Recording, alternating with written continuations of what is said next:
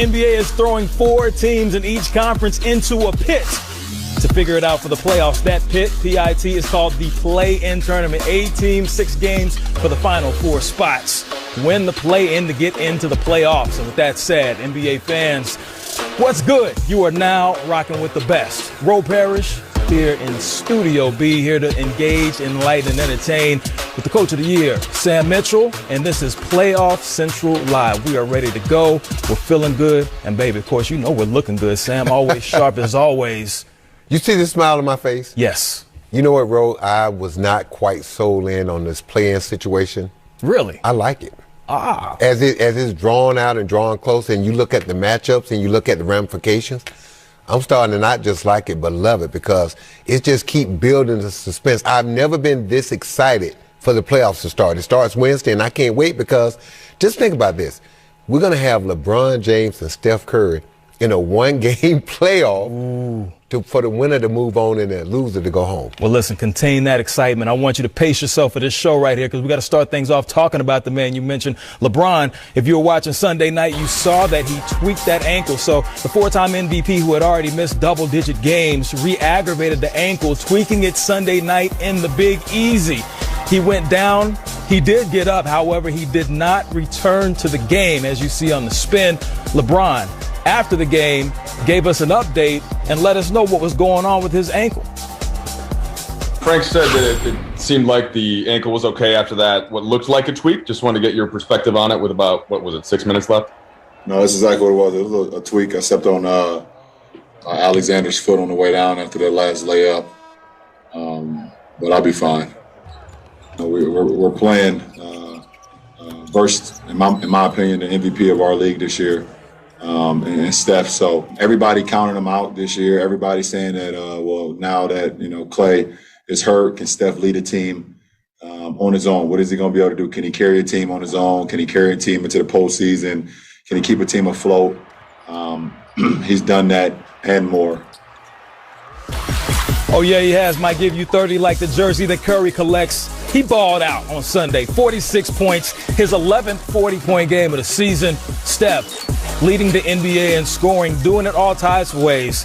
You never know, because Steph doesn't play. And you know what? He's balling. But the Warriors, they're playing well as Steph. And, of course, we had to hear from the babyface assassin. The patience and the perseverance through this season with, a lot of new faces, a lot of young guys, a lot of injuries, a lot of different rotations, different lineups. I'm proud of the way that we've led this charge and set a standard of, what winning basketball is, but also, the understanding that it looks totally different than it used to, but at the end of the day, when games like these come around, that we're prepared for it. Steph right now is on another level like ASAP Ferg. We're going to talk about Steph momentarily. Let's focus on LeBron and the Lakers right now. So Coach, you talked about how excited you were. But Lakers Nation, how concerned should they be right now seeing... Better be concerned. Look, I think LeBron is going to be okay. I've had high ankle sprains. You have, Ro. Look, they are annoying, but you can get through it with rest, with proper treatment. You can get through it as long as the games are spaced out a little bit every other day and you can get that treatment. He can get through it. The thing is, though, it's one game. And the problem is, if LeBron tweaks that ankle again, if AD gets hurt, if any significant player on either team gets hurt, it can be detrimental to your team. And so it's not just important that you go in as healthy as possible. It's how you play. With that one game, think about this. The NBA has never had a scenario where a game 7, but you've played 6 games to get to that point. It's one and done like the NCAA tournament. Now with the Lakers and Golden State, the loser will get another chance. But still, look at the pressure. And do you want to have to play another game? That's 2 games to get into the playoffs, and then you have to start the playoffs. That's a lot for this Laker team that need to rest, because when they're resting and healthy, we know how exciting and how good they are. We do know how good they are. We witnessed that last season. However, this is a different team when you look at the mileage that's on the team, the short amount of rest that the Lakers had in the abbreviated offseason. So we've discussed LeBron, but then what about AD, who's also been nicked up all season? Look, man, the way he played the last 2 weeks of the season, he played like he did in the bubble. And that's why people are so excited about this Laker team. Look, regardless that they're in the play-in, if Anthony Davis has played the way he's played the last 2 weeks, and LeBron James is still at 95%, then why would you not think this Lakers team is the best team? With all the injuries and all the games LeBron and AD missed, think about this, Rose. They're still the number one defensive team in the league. And come playoff team, come playoff time, that's what you hang your hat on. And so this Laker team, their defense never slipped. All they need is their number one and number two guys back to add scoring. And now they're Dennis Schroeder back. Man, I watched the Lakers the other night with LeBron, and they look like a totally different team than without LeBron. They look lost. They look like a team in the wilderness trying to find themselves. The King comes back, and all of a sudden KCP is knocking down threes. He's going to the hole. He's D'ing people up.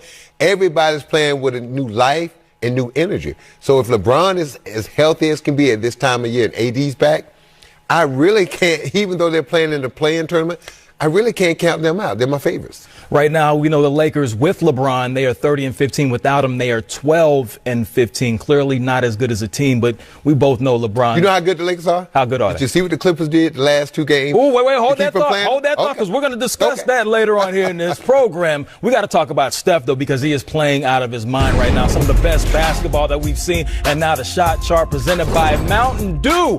46 points, a career high when it comes to shooting threes. 22 attempts. He's never shot that many, so that is awesome. He outscored the rest of his starting lineup, Coach. He has been on a different level. And, Ro, for people that think Steph Curry is just a three-point shooter, he's a scorer that can shoot threes. Look at Steph right here. Look at him come off that screen, split the defense. He's got 4 defenders around him, give an up and under for a finger roll like George Iceman Gerber. And here's Steph. This is what separates him. Now, watch how he set the defense up, moving without the ball. Draymond Green gets the eye contact. Oops. You think I'm coming off for a three? I'm going to slip back door for an easy layup. And this is the thing I love. Here's Steph Curry with the basketball right here. Look at him dancing with it. Look at the defense set now. They don't know what's going to happen. But here's Steph breaking them down. And all of a sudden, you start paying so much attention to Steph, you lose sight of your mind. Man, he gives up easy backdoor left. And here's Steph right here. When he gets to dancing like this and gets you on those skates, and he steps back and shoots that rainbow three from the logo, there is nothing you can do. And the thing about it is, you think about Steph as a three-point shooter, he's the greatest of all time.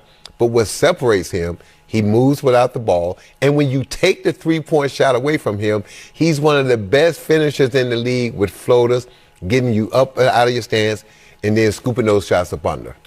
Hey, when Steph's making those moves like Justin Timberlake, everything's in sync. The leading scorer in the NBA.